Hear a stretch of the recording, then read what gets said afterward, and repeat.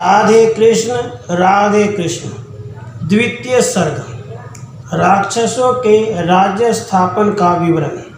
श्री महादेव जी बोले, हे पार्वती, रघुनाथ जी के ये वचन सुनकर अगस्त्य मुनि अत्यंत आनंद से भर गए और उस सभा में सबके सुनते हुए फिर कहने लगे, हे राम, किसी समय धनपति कुबेर जी अकस्मात अपने पिता से मिलने के लिए पुष्प विमान पर चढ़कर आए। जब राक्षसी कैकसी ने महातेजस्वी कुबेर को पिता के पास विराजमान देखा तो अपने पुत्र रावण के पास जाकर बोली, बेटा, अपने तेज से प्रकाशमान इस धनपति को देखो और हे समर्थ, तुम भी वही प्रयत्न करो जिससे ऐसे हो जाओ।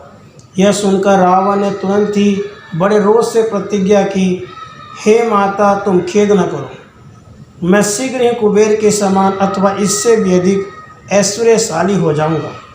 ऐसा कह भाइयों के सहित रावण इच्छित फल प्राप्ति के लिए गोकर्ण क्षेत्र में दुष्कर प्रतिज्ञा तपस्या करने चला गया। वहाँ वे तीनों भाई अपने अपने व्रत में दृढ़ रहकर समस्त लोगों को तपाने वाला अति महान तप करने लगा। उनमें से कुंभकर्ण ने 10,000 वर्ष तप किया।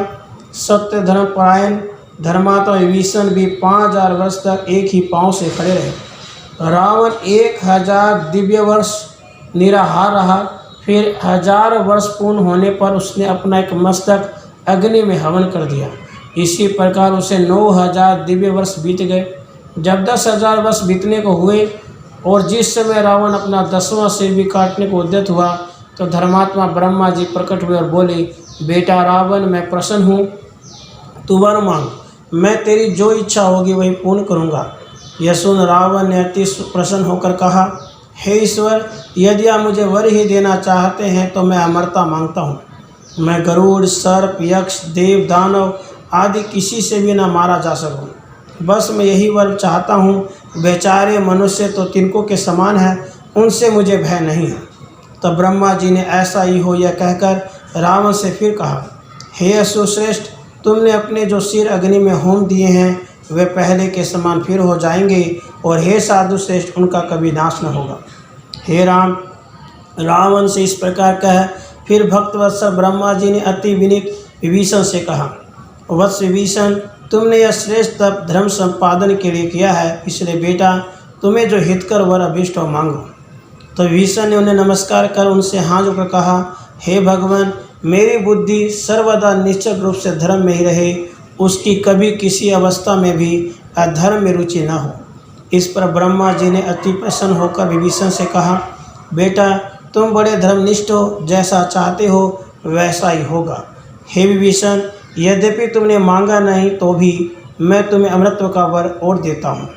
उसके बाद वे कुंभकर्ण से बोले, हे सुवर्त, तुम वर मांगो। तब कुंभकर्ण ने देवताओं की प्रेरणा से फैलाई हुई सरस्वती देवी की माया से मोहित होकर ब्रह्मा जी से कहा, हे देव, मैं 6 महीने सोऊं और 1 दिन भोजन करूं।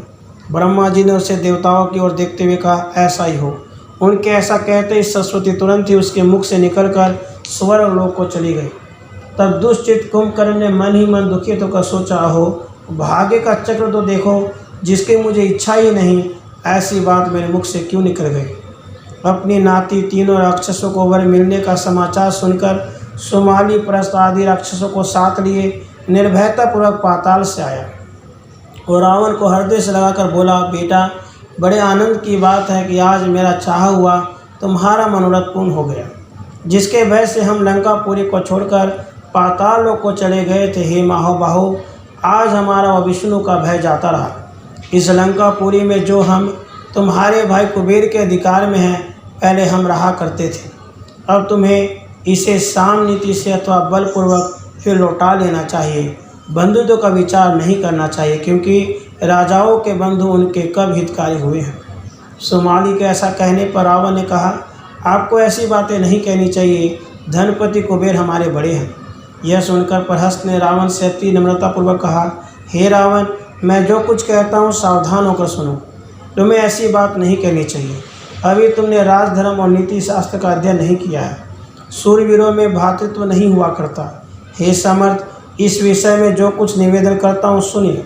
महर्षि कश्यप जी के संतान देवता और राक्षस बड़े शूरवीर थे, इसलिए वे बंधुत्व को तिलांजलि देकर परस्पर अस्त्र शस्त्रों से लड़ने लगे।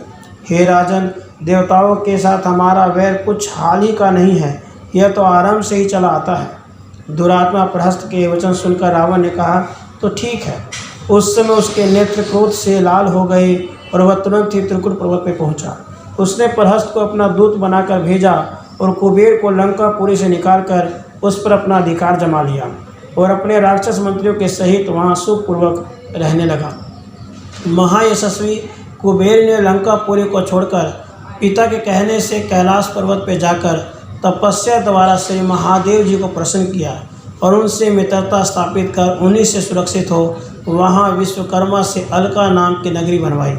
वहाँ वे भगवान शंकर की रक्षा में रहकर दिक्पालत्व एक दिशा का अधिकार भोगने लगे। इधर महादुष्ट रावण राक्षसों से अभिषिक्त हो अपने भाइयों के सहित तीनों लोगों को कष्ट देता हुआ राक्षसों का राज्य करने लगा। उस महामायावी राक्षस ने अपनी विकराल वदना बहिन कालखंज के वंश में उत्पन्न हुए विदुज्यह नामक राक्षस को विवाह दिया। उसी समय राक्षसों के विश्वकर्मा दीति पुत्र मैंने अपनी त्रिलोक सुंदरी कन्या मंदोदरी रावण को दे दी और फिर उसे प्रसन्नचित से एक अमोघ शक्ति भी दी। उसके बाद रावण ने स्वयं लाकर दी हुई वैरोचन की देवती वृत ज्वाला के साथ कुंभकर्ण का विवाह किया। तब गंधर्वराज महात्मा शैलुष की पुत्री शर्मा को, जो अति सुंदरी सर्व सुलक्षणा संपन्ना थी, समस्त धर्मों को जानने वाली थी, उसने पत्नी रूप से विभीषण को ब्याह दी।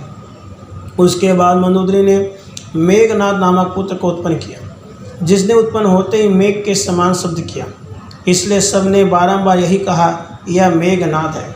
उसके बाद कुंभकर्ण बोला, प्रभु मुझे निद्रा सता रही है। फिर उसने एक बड़ी लंबी चौड़ी गुहा बनवाई। वहाँ मंदमती कुंभकर्ण ने खुराटे लेता हुआ सो गया।